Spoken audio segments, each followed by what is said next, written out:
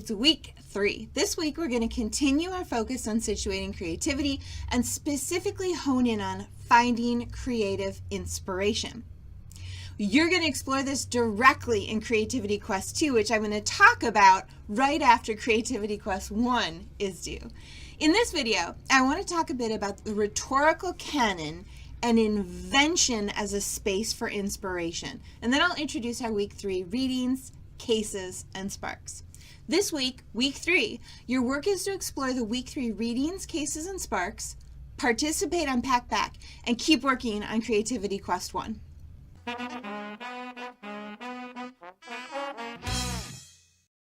I did my doctoral work and got my PhD at Michigan Technological University, which is about 8 hours north of here in the Upper Peninsula of Michigan.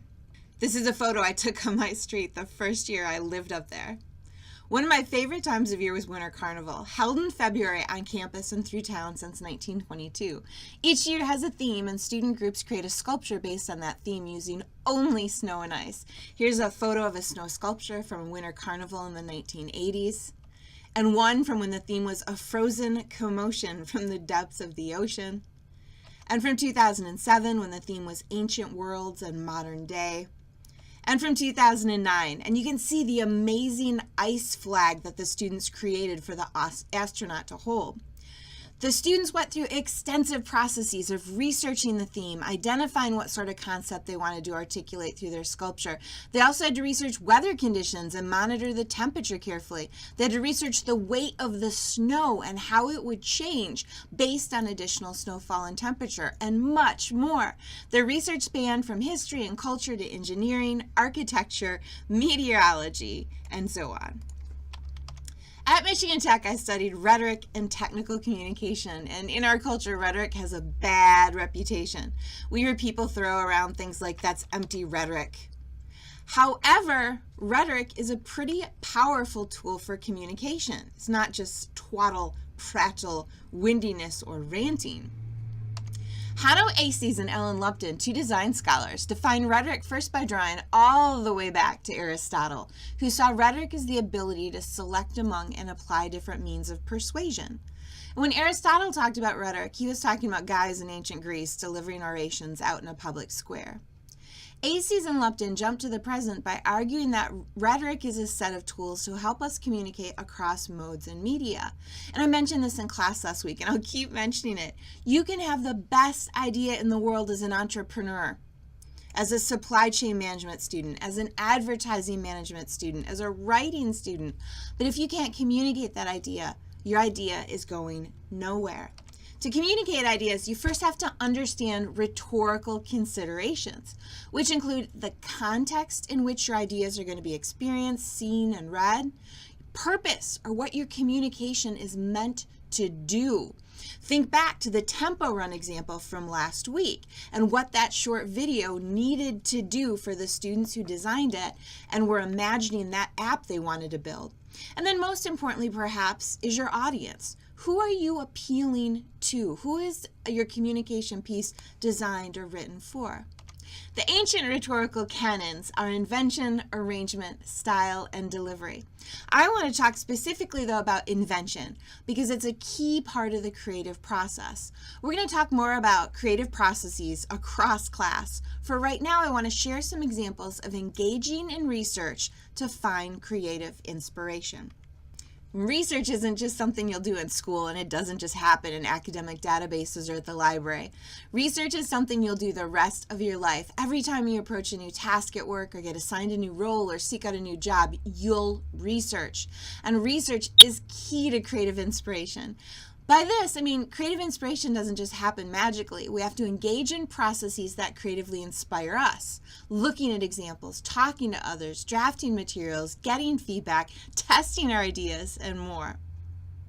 With inspiration in mind, I want to share with you some examples of creative inspiration.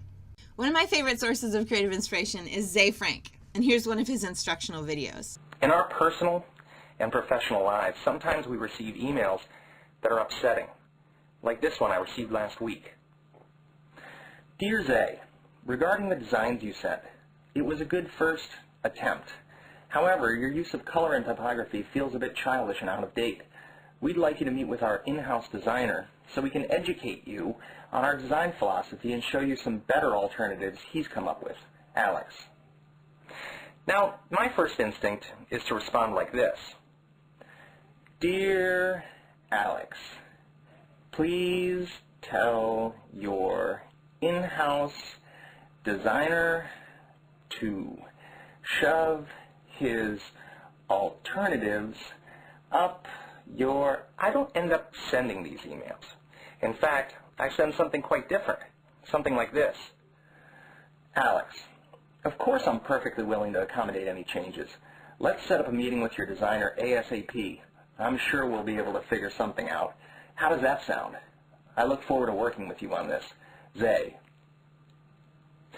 Now this bottles up a lot of anger, and eventually we take it out on the things we love, like our cell phones or our digital cameras. But there's an alternative. It's called punctuation substitution. As you can see, by associating punctuation with simple phrases, you greatly increase the vocabulary at your disposal. Returning to the email we just saw, it now reads, Alex, you vacuous pussbag. Of course I'm perfectly willing to accommodate any changes, you minuscule twit. Let's set up a meeting with your designer ASAP, or not. I'm sure we'll be able to figure something out, or not. How does that sound, idiot boy? I look forward to working with you on this piece of crap. Zay. Bite me, jackass. I love this for the content. It's hilarious, it's smart, but I also really like this because of the way he split the screen and used himself to point physically toward his email. I found this piece when I was researching how to deliver a presentation that I wasn't going to actually be present for. This was before YouTube was around, and I planned to burn a CD for participants, but I didn't just want a CD filled with generic PowerPoints. So I borrowed this approach in a video I created using a similar technique of turning myself toward the material I was reading. So I was both engaging my audience directly by looking at the camera and then pointing their attention toward the content on the screen. Hello DMACers, I'm Danielle Nicole DeVoss from Michigan State University, and I'm sorry I can't be with you for the workshop, but I wanted to share some materials with you. So, first, the arguments. More and more, we're asking students to move away from the double-spaced page set in 12-point type, and instead asking them to gather, to weave, and to choreograph multiple media into multimodal text. And this type of composition means that notions of authorship, collaboration, and ownership need to change. Another great example of research for invention and creative inspiration comes from a student who was in a class I was teaching who ran role-playing games with his group of friends. The game they played was set in the 1920s. He wanted to have some documents that would be part of the game he was setting up, but he wasn't sure what CIA documents looked like back before computers when everything was handwritten or typed. So he researched classified, top secret, and confidential historical CIA and FBI documents from models. Another student I worked with wanted to create an identity marker, essentially a personal logo to brand his professional portfolio. He wanted people to associate him with what is logical or logic, and began his research and his inspiration finding by searching logos that play on the notion of logic. And a final example of creative inspiration, research, and invention is from a student working on the design of her honors senior thesis, which was a collection of short stories. To do research on her cover design, she went to Amazon and searched for collections of stories on similar topics to hers, gathered covers, and based her cover design on the elements that she compiled that she liked the most. And what I want to emphasize here about finding creative inspiration is that all of these projects involved research. I think sometimes we see research as something we only do in school and it involves articles and books and libraries. You will research your entire career and your entire life. And being creative requires you to be able to research across sources, spaces, and sites for inspiration and invention.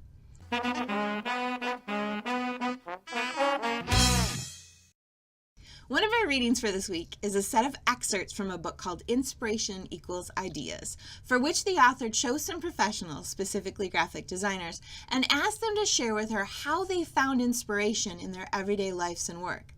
You'll see in this reading that research happens between people in the context of technological change and across different digital spaces. Think of Pinterest, which I would argue is a sort of research-oriented space where people gather and save and pin and share. Research can happen across media and in the context of specific theories and cultural histories, and inspiration can be found all over the place. I would encourage you to be human satellite dishes. By that, I mean, don't just shuffle through the world. Pay attention to the information feeds around you.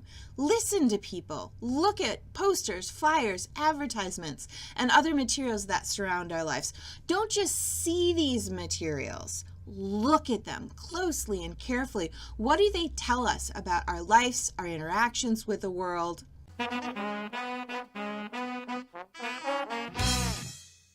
I hope thinking about invention and research as tools for creative inspiration helps situate us to this week's work. All of the readings, cases, and sparks for the week have to do with finding creative inspiration. First, we're going to read a chapter called Design Begins with an I. The chapter reports on the research practices of IDEO, an international design and consulting company.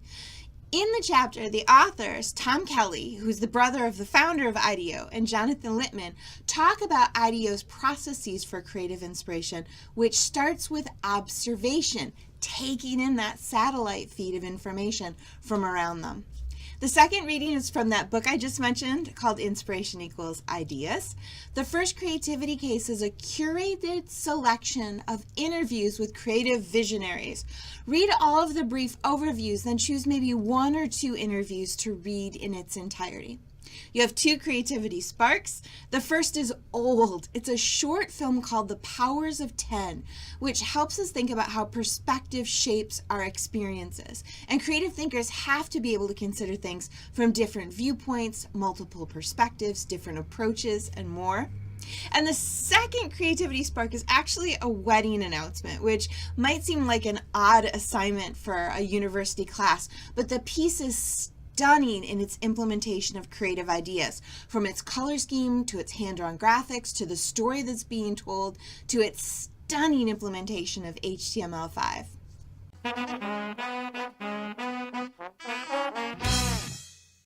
Reminder, packback participation is required for class.